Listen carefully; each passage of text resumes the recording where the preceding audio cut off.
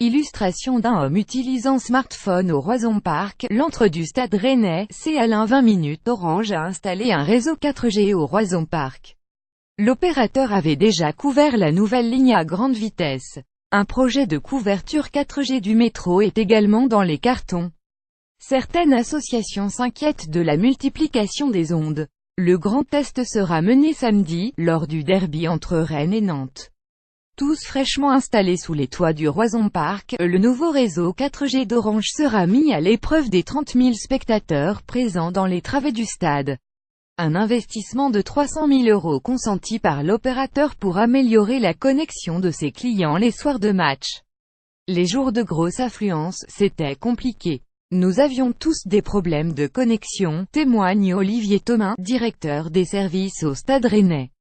Les besoins des clients explosent. La situation s'est même dégradée ces dernières années. Les besoins des clients explosent. Il y a 3 ou 4 ans, la norme c'était de partager des photos. Aujourd'hui, tout le monde veut envoyer des vidéos, poursuit Pierre Jacobs, le directeur régional d'Orange. Pour satisfaire leurs clients, les opérateurs doivent donc augmenter le débit.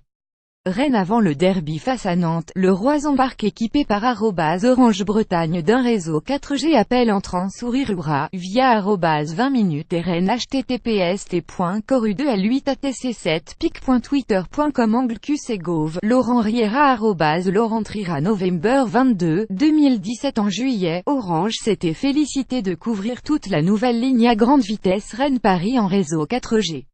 Il lui avait fallu installer des antennes tous les 3 km environ.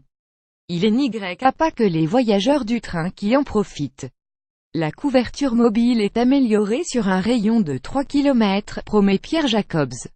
Bientôt dans le métro aussi, beaucoup y voient un atout pour surfer sur le web depuis leur mobile, d'autres s'inquiètent du rayonnement des ondes.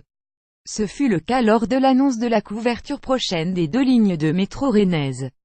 Plusieurs associations s'étaient dites inquiètes des conséquences sur la santé publique. Rennes Métropole s'était montrée rassurante, promettant même que le réseau allait diminuer l'exposition générale aux ondes électromagnétiques, en empêchant les téléphones de rechercher du réseau en permanence. Même les élus écologistes avaient acquiescé.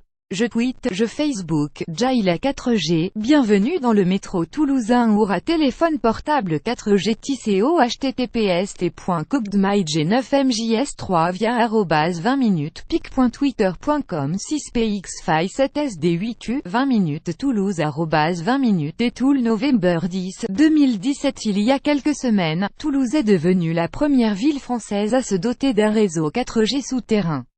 À Rennes, le chantier a été confié à TDF.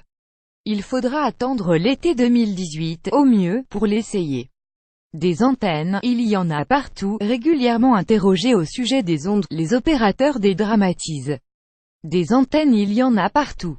Mais ce n'est pas elles qui émettent le plus mais les téléphones qui cherchent leur réseau.